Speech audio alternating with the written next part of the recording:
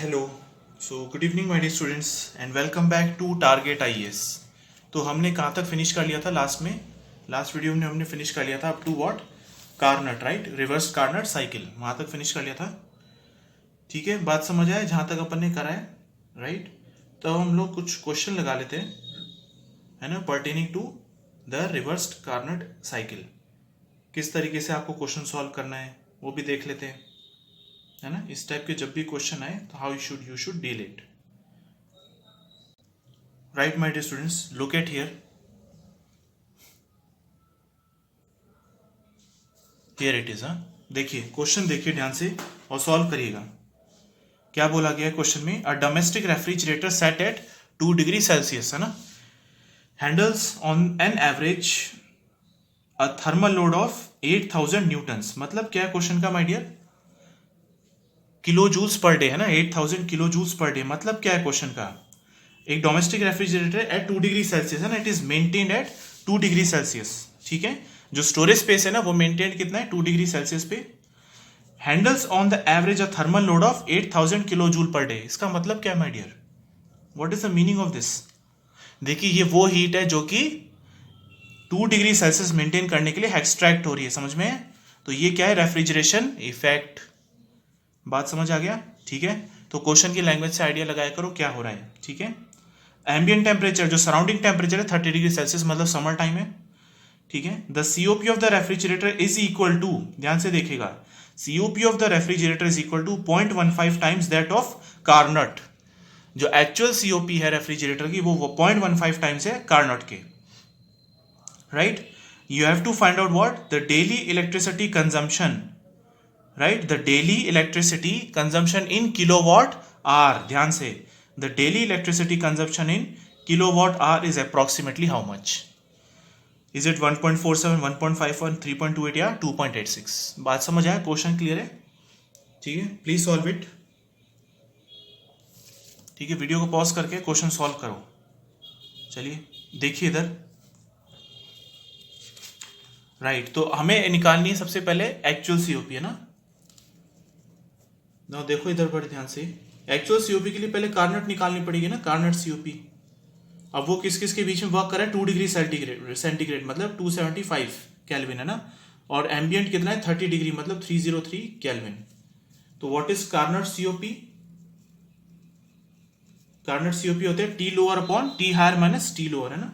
सो 275 upon 303 minus 275, okay. तो how much you are getting?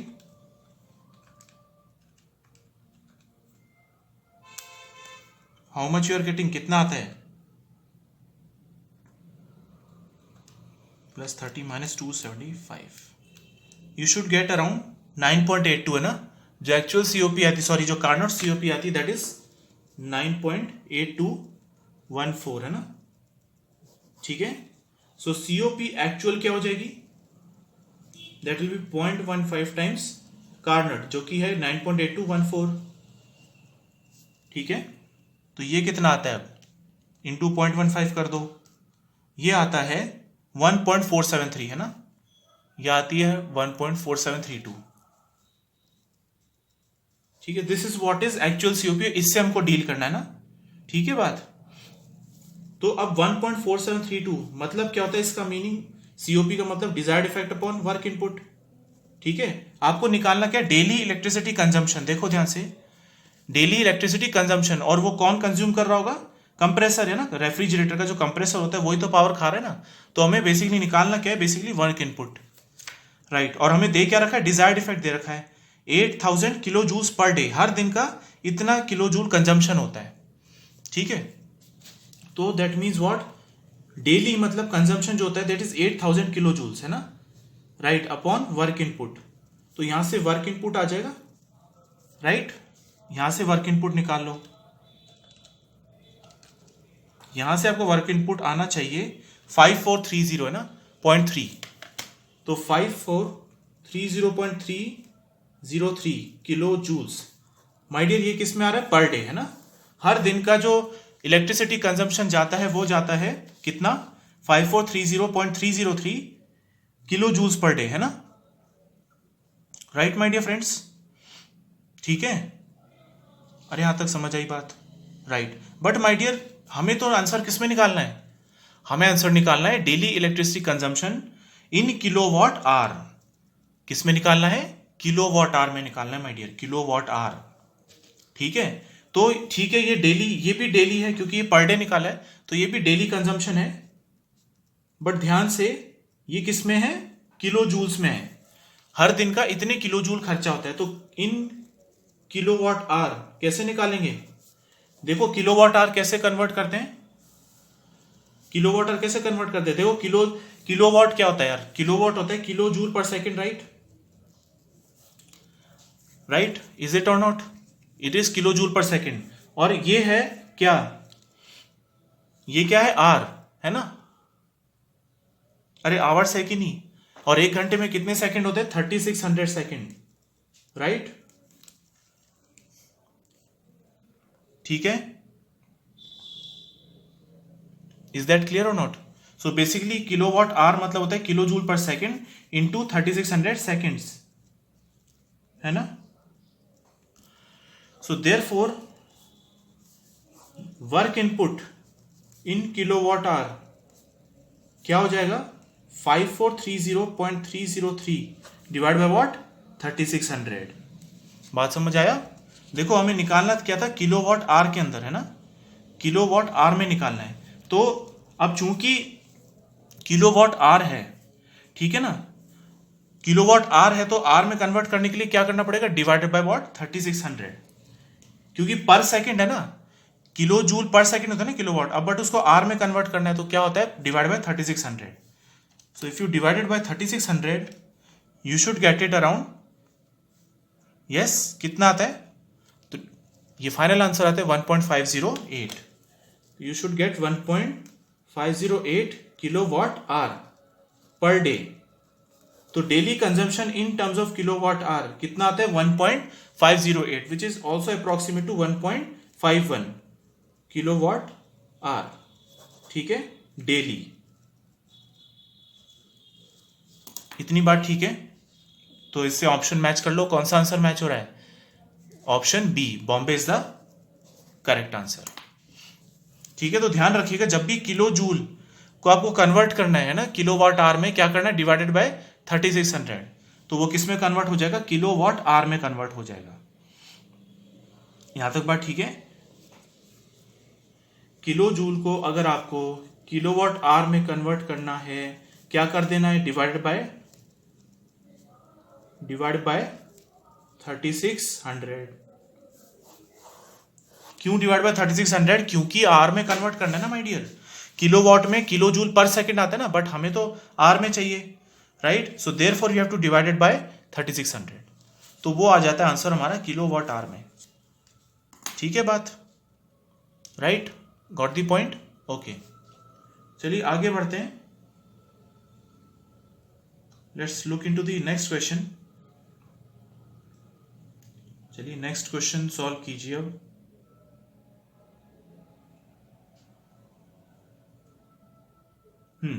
Question number 3 देखिए my dear,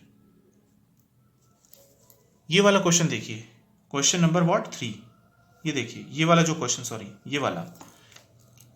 so 2 Carnot refrigerators are employed, one for ice making and another for comfort cooling. बहुत ध्यान से देखिएगा question my dear.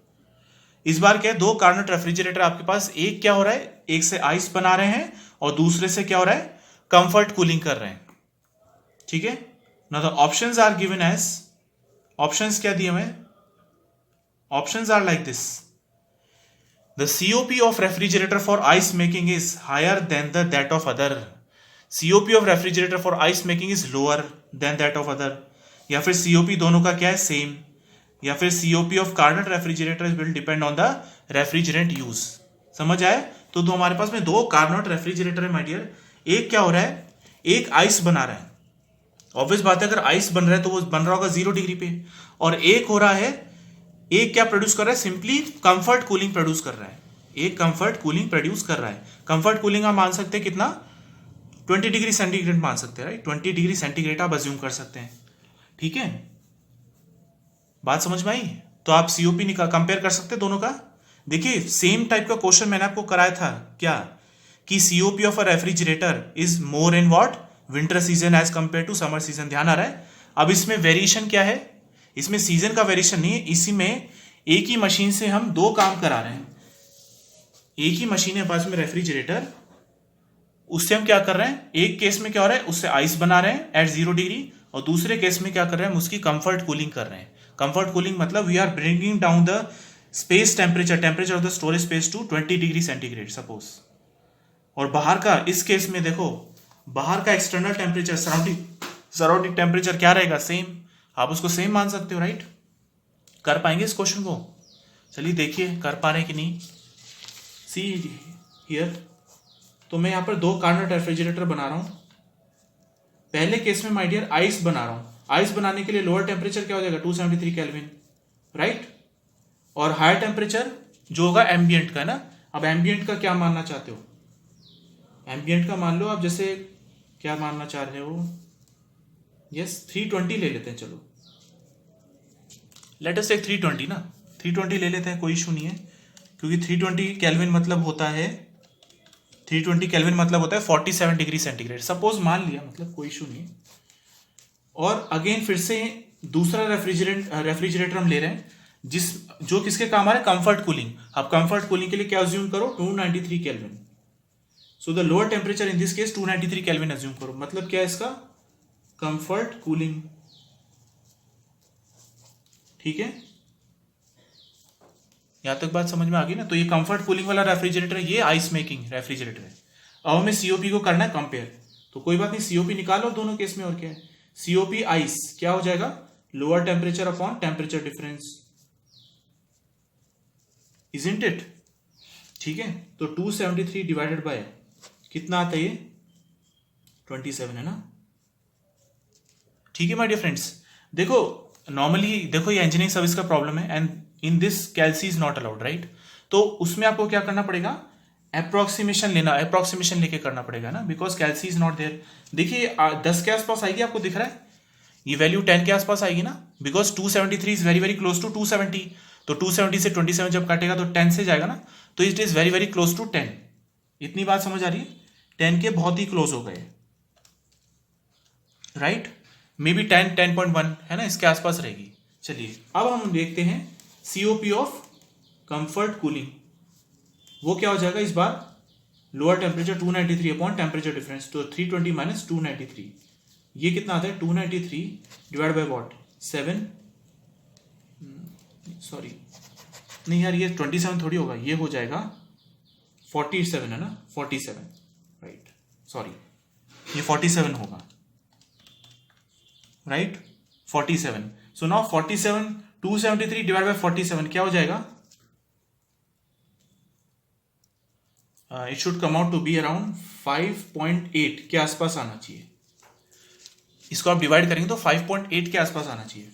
वहीं जब आप COP comfort cooling के लिए कर रहे हैं तो उस केस में आ जाएगा lower temperature upon again temperature difference, ठीक है, राइट? ओके, तो अब क्या हो जाएगा, ये हो जाएगा 293 डिवाइड बाय व्हाट 320 माइनस 293, ये कितना हो जाएगा, ये हो जाएगा 27 है ना, ये हो जाएगा 27। अब माय डियर साफ साफ दिख रहा है ये वैल्यू इससे तो बड़ी ही जाएगी काफी, है ना? इनफैक्ट ये तो 10 से भी बड़ी होगी, है ना? ये वैल्यू 10 से भी बड़ी होगी ना, तो इससे तो डेफिनेटली बड़ी होगी। तो आपको दिखाई दे रहा है क्या कि COP in case of comfort cooling ज्यादा आएगी as compare to what COP for ice making. इतनी बात ठीक है? सो माय डियर स्टूडेंट्स, यहां से आपको समझ आया कि COP with respect to comfort cooling will be greater than what COP with respect to ice making, है ना? दिखाई दिया वैल्यू से, ये कंफर्ट कूलिंग का क्या आया था 293.27 विच इज ग्रेटर देन 10, और वहीं आइस मेकिंग का क्या आया था 5.8। अरे यहां तक बात समझ आई? तो कंफर्ट कूलिंग के लिए सीओपी क्या होती है हमेशा ज्यादा। इज दैट क्लियर और नॉट माय डियर फ्रेंड्स? अच्छा वैसे अगर आप वैल्यू लेके नहीं भी करना चाहते तो भी आप इसको अदरवाइज सॉल्व कर सकते हैं। देखो कैसे, अगर आपको वैल्यू नहीं लेनी मान लो, ठीक है, if you don't want to take any value then also it is able, we can solve this problem. देखो कैसे, सीओपी क्या होता है T lower upon T higher minus T lower, दोनों ही केस में क्या कांस्टेंट है इस बार टी हायर। पहले ध्यान है, इससे पहले जब अपन ने किया था तो टी लोअर कांस्टेंट था, ध्यान है जब अपन आइस बना रहे थे अरे इससे पहले जब मैंने बताया था तो उस केस में टी लोअर कांस्टेंट था, अभी इस क्वेश्चन के अंदर टी हायर कांस्टेंट है, समझ आ रहा है? राइट, जो कि एम्बिएंट टेम्परेचर है, ठीक है।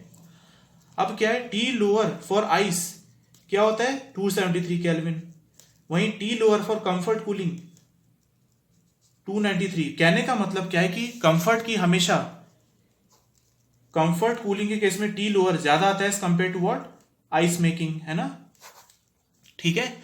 अब देखो T lower upon T higher minus T lower, देखिए हो क्या रहा है, जब आप कंफर्ट करेंगे तो टी लोअर बढ़ रहा है, ये कांस्टेंट है, टी लोअर बढ़ रहा है, कहने का मतलब न्यूमरेटर बढ़ रहा है, समझ में? कंफर्ट के केस में न्यूमरेटर बढ़ रहा है और डिनोमिनेटर में क्या हो रहा है, ये कांस्टेंट है और ये बढ़ रहा है। अब देखो a माइनस बी है ना, a माइनस बी को कंसिडर करो, ये कांस्टेंट है, अगर b बढ़ेगा तो ओवरऑल a माइनस बी के साथ क्या होगा, घटेगा ना।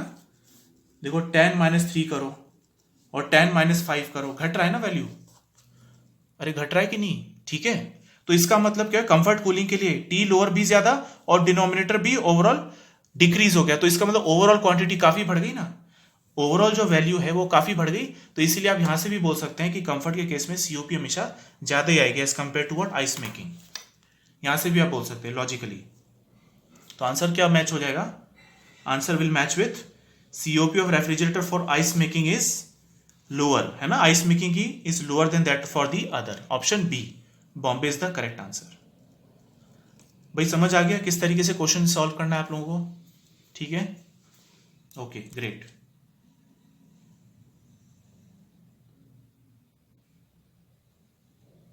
ओके तो आगे करते हैं, चलिए अब इस क्वेश्चन को देख लेते हैं फटाफट, प्रैक्टिस करते हैं ना। चलो क्वेश्चन सॉल्व करो, ये वाला दिस क्वेश्चन है ना, क्या बोल रहा है, जल्दी से क्वेश्चन पढ़ो सॉल्व करो। Working temperature in the evaporator and condenser coils, evaporator क्या होता है, जहां पर कूलिंग हो रही है ना, क्योंकि इवेपोरेटर क्या होता है माय डियर, इवेपोरेटर क्या होता है, इवेपोरेटर वो पोर्शन होता है जो हीट खींचता है फ्रॉम द स्टोरेज स्पेस, है ना, एंड कंडेंसर क्या हो रहा है, जहां पर हीट रिजेक्ट हो रही है to the surrounding which is that is called condenser, समझ में आया? तो कंडेंसर वाला पार्ट होगा एट हायर टेम्परेचर और इवेपोरेटर वाला पार्ट होगा एट लोअर टेम्परेचर। तो इवेपोरेटर किस पे -30, कंडेंसर किस पे 32 डिग्री पे, है ना। तो टेम्परेचर लिमिट्स दे दी गई आपको। If the actual refrigerator has COP of 0.75 of the maximum, आपको एक्चुअल सीओपी क्या दे रखी, 75% of the maximum value, maximum मतलब कार्नोट। तो आपको निकालना the required power input for refrigerating effect of 5 kilowatt, refrigeration effect दे दिया, आपको निकालना क्या है, वर्क इनपुट, पावर इनपुट निकाल लेंगे, बहुत इजी है, जल्दी सॉल्व करो, जल्दी जल्दी, ये तो फटाफट सॉल्व होना चाहिए। देखो ये रेफ्रिजरेटर है, राइट, इनफैक्ट अब मुझे डायग्राम भी बनाने की जरूरत नहीं है, डायरेक्ट लिखते हैं। सीओपी क्या हो जाता है कार्नट का, कार्नट सीओपी क्या होती है, लोअर टेम्परेचर दैट इज -30, -30 मतलब कि 243, है ना, 30 डिग्री का मतलब 243 हो गया ना केल्विन के टर्म्स में, -30 है, so it 240 kelvin upon temperature difference, right. तो 32 डिग्रीज, 32 का मतलब होता है 305 केल्विन, है ना, 32 डिग्रीज मतलब 305 केल्विन माइनस 243, राइट। तो ये कितना आ रहा है 243 अपॉन 62, राइट, बात समझ आ गया, 243 अपॉन 62, ठीक है, इतनी बात समझ आएगी। तो ये तो है कार्नोट, लेकिन एक्चुअल क्या होगी सीओपी, इसका 75% मतलब 3/4 इंटू 243/62, 3/4 ही तो होता है ना 0.75, तो इसे लिख दिया, ठीक है बात। तो ये है सीओपी एक्चुअल। अब सीओपी एक्चुअल किसके बराबर होगी, डिजायर्ड इफेक्ट, डिजायर्ड इफेक्ट मतलब रेफ्रिजरेटिंग इफेक्ट कितना देगा 5 किलोवाट अपॉन वर्क इनपुट या पावर इनपुट बोल सकते हैं, डॉट लगा दिया मतलब पर सेकेंड, है ना। तो जो पावर इनपुट निकलेगा that will be 5 × 4 × 62 divide by 3 × 243, है ना, 20 × 62 divide by 3 × 243, right. So once you solve it, इसको जब आप सॉल्व करेंगे तो आंसर क्या आता है आप लोगों का, ये आंसर आना चाहिए माय डियर 1.7, है ना, that should come out to be 1.7 kilowatt, ठीक है। तो किससे मैच हो रहा है आप लोगों का आंसर, 1.7, ठीक है, ऑप्शन ए इज करेक्ट। ठीक है बात यहां तक? अरे यहां तक ठीक है, सिंपल क्वेश्चन था ना बहुत, ये तो सिंपल था, इसमें कोई दिक्कत नहीं। अगला देखते हैं फिर। अगला देखो क्या बोल रहा है, a 1 ton capacity water cooler. Water cooler जानते हैं आप, है ना, स्कूलों में इनमें लगा होता है ना वाटर कूलर, आपने कई जगह देखा होगा। सो द वाटर कूलर, उसकी कैपेसिटी क्या दे रखी है आप लोगों को, 1 टन, वही टन है ये, है ना, जो आपको पढ़ाया था। कूल्स वाटर स्टेडीली, स्टेडीली है, स्टेडीली है ना, स्टेडीली मतलब पर यूनिट टाइम जो है कांस्टेंट है। स्टेडी का मतलब, स्टेडी स्टेट का मतलब क्या होता है, पर unit time constant, right, from 35 degree to 20 degree centigrade. मतलब वाटर जो है 35 डिग्री से 20 डिग्री ठंडा हो रहा है ना, initial temperature to what, final temperature. The specific heat of water 4.18। In fact ये वैल्यू को याद भी होनी चाहिए, 4.187। क्वेश्चन में 4.18 दे रखी है, कोई बात नहीं, अपन यही लेंगे। आपको क्या निकालना है, water flow rate will be nearly, क्या निकालना है आपको, वाटर का फ्लो रेट निकालना है माय डियर। ठीक है, करेंगे इसको सॉल्व। और देखिए फ्लो रेट का यूनिट देखना ध्यान से, लीटर पर आवर है, लीटर पर आवर, ध्यान से। तो अच्छा क्वेश्चन है, इसको सॉल्व, मतलब क्वेश्चन में ऐसा कुछ नहीं है, बट हाँ थोड़ा यूनिट्स का ध्यान रखना है। ठीक है, सॉल्व करो, जल्दी से सॉल्व करो, डेटा आपके पास में है, सॉल्व करो। चलो अब क्या है, देखो मैं वेट नहीं कर सकता ना, मुझे लगता है आप लोग वीडियो को रोक करके आप सॉल्व कर लेते होंगे, तो आई अज्यूम दैट आपने सॉल्व कर लिया है। ठीक है, it is up to you, जो लोग सीरियस हैं वो लोग सॉल्व करेंगे, जो नहीं है, जो सिर्फ कॉपी करेंगे, तो भैया उनका राम भरोसा है। चलो कोई दिक्कत नहीं है।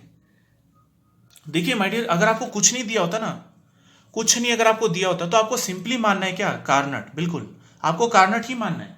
कुछ नहीं दिया होता तो, है ना, आपको सिंपली कह दिया वाटर इससे इस तक कूल हो रहा है, ठीक है बात, तो आपको कार्नट की तरह ही सॉल्व करना है। ठीक है, चलिए अब 1 टन आपको दे रखा है, डेटा क्या क्या दे अपने पास, 1 टन कैपेसिटी है ना, 1 टन का मतलब होता है 3.5 किलोवाट। तो आपको एक तरह से रेफ्रिजरेशन इफेक्ट दे रखा है 3.5 किलोवाट, रेफ्रिजरेशन इफेक्ट दे रखा है, मतलब डिजायर्ड इफेक्ट, समझ में आया? ठीक है बात, राइट, ओके। वैसे इस क्वेश्चन में माय डियर कुछ है नहीं है, सच में आपको बताऊं। देखिए रेफ्रिजरेशन इफेक्ट मतलब होता है कि it is the amount of heat which is been extracted, है ना, which is been extracted from water.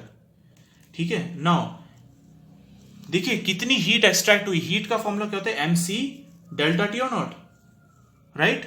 Now because ये पर सेकंड है, किलोवाट क्या होता है, किलो जूल पर सेकंड, तो ये भी किस में होना चाहिए, पर सेकंड, तो इसमें हो जाएगा मास फ्लो रेट। तो मास फ्लो रेट क्या होता है, किलोग्राम पर second, this will B kilo joule पर kilogram kelvin, this will be in kelvin, right. तो आंसर आ जाएगा ना किलोवाट में। सो एम डॉट और कुछ नहीं माय डियर, एम डॉट क्या है, मास flow rate into 4.18 into what, delta T. अब डेल्टा टी देखो क्या होगा, कहां से कहां कूलिंग हो रही, 35 से 20।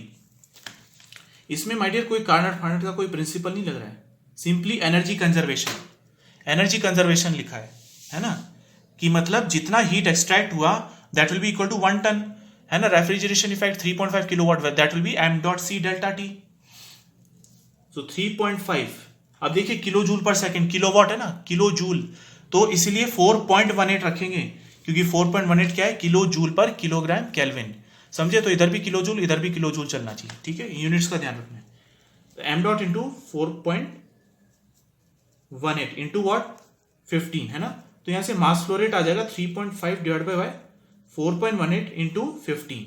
माय डियर यहां से बट आंसर किस में आया, ये जो आंसर है मास फ्लो रेट है माय डियर, ये किलोग्राम पर सेकंड है, बट आपको आंसर किस में निकालना है, क्वेश्चन पढ़ो ध्यान से, यूनिट देखो, litre per hour my dear, litre मतलब वॉल्यूम फ्लो रेट।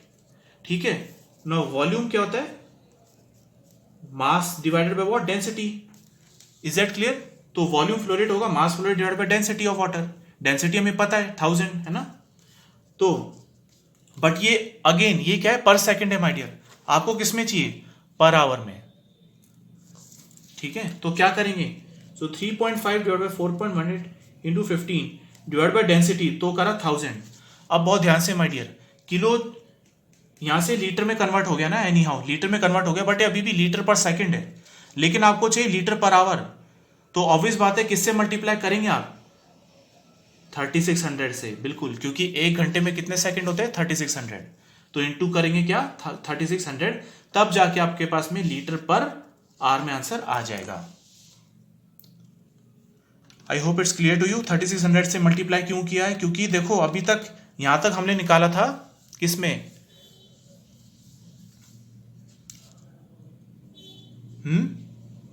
भाई अच्छा माय डियर, ये भी अभी भी कंप्लीट नहीं है। देखो ध्यान से सुनो, मास फ्लो रेट ठीक है, वॉल्यूम क्या होता है, मास flow rate divided by density कर लिया, लेकिन अभी भी माय डियर लीटर में आंसर है क्या, नहीं, गलतफहमी मत रहना, अभी भी अब अभी आंसर अपना मीटर क्यूब है, राइट, मीटर क्यूब समझ पा रहे हैं, अरे यहां तक ठीक है ना, सुनो बहुत ध्यान से, देखो ये केजी था, KG divide by KG per metre cube, KG divide by KG per metre cube, तो मीटर क्यूब ही बचा ना यार, तो ये मीटर क्यूब पर सेकंड है, अब पर सेकंड है तो पर आवर में कन्वर्ट करने के लिए इनटू क्या करा 3600, क्यों, क्योंकि एक घंटे में कितने सेकंड होते हैं 3600, बात समझ आ रही है, तो ये हो जाएगा metre cube per hour. But my dear अभी भी कंप्लीट नहीं है क्वेश्चन, किसमें मांग रहा है आपसे से आंसर, लीटर पर आवर, तो ये मीटर क्यूब है, तो एक मीटर क्यूब में कितने लीटर्स होते हैं भैया, कन्वर्जन पता होना चाहिए, एक मीटर क्यूब में कितने लीटर्स होते हैं, 1000 लीटर्स होते हैं, तो ये हो जाएगा, ये मीटर क्यूब पर आवर हो गया, this will be equal to 3.5 divide by 4.18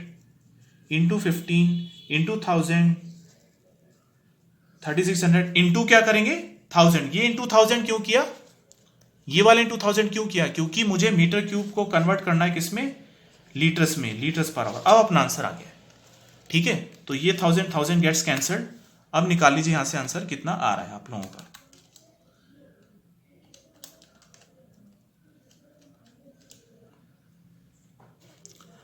इसका आंसर आपका आना चाहिए अराउंड 200, है ना, 200 लीटर्स पर आवर। माय डियर समझ आया ना, देखो यूनिट्स में खेला है इस क्वेश्चन में, बाकी और कुछ नहीं है, ठीक है ना, तो अगर मास डिवाइड बाय डेंसिटी करते तो मास केजी में था, ये केजी पर मीटर क्यूब, तो अपना आंसर आता अभी भी मीटर क्यूब, बट आंसर किस में मांगा है, मैं लीटर में, तो लीटर कैसे कन्वर्ट करेंगे, 1 मीटर क्यूब बराबर 1000 लीटर्स, कन्वर्जन ध्यान रखिए माय डियर फ्रेंड्स, कन्वर्जन बहुत अच्छे से ध्यान रखिए, एक तो किलोवाट आवर का अच्छे से याद रखना है ना, किलो जूल को अगर आपको किलोवाट आवर में कन्वर्ट करना है तो डिवाइड बाय 3600 करना है, is that clear, divide by क्या करना है 3600, सॉरी, ठीक है, और ये इंटू 3600 क्यों किया समझ आया, क्योंकि ये पर सेकंड था, अब पर आवर में कन्वर्ट करने के लिए क्या करना पड़ेगा, इंटू 3600, समझ आया, और मीटर क्यूब को लीटर में कैसे कन्वर्ट किया, इंटू 1000 किया, क्योंकि 1 मीटर क्यूब बराबर 1000 लीटर्स, तो जाके अपना आंसर आता है 200 litre per hour, that is our answer. किससे मैच हो रहा है अपना, चलिए ये भी क्वेश्चन ऐसा नहीं कि बिल्कुल ही सिंपल था, अच्छा क्वेश्चन था ये, विथ रिगार्ड्स टू यूनिट्स, किससे मैच हो रहा है, option C is the correct answer, है ना, ऑप्शन सी, ठीक है, ऑप्शन सी से मैच हो गया अपना। ओके माय डियर स्टूडेंट्स, यहां से आगे हम लोग नेक्स्ट वीडियो में कंटिन्यू करेंगे। Thank you very much my dear friends, I hope यहां तक समझ आया आप लोगों को, ठीक है, ठीक है यहां तक, ओके चलिए, थैंक यू।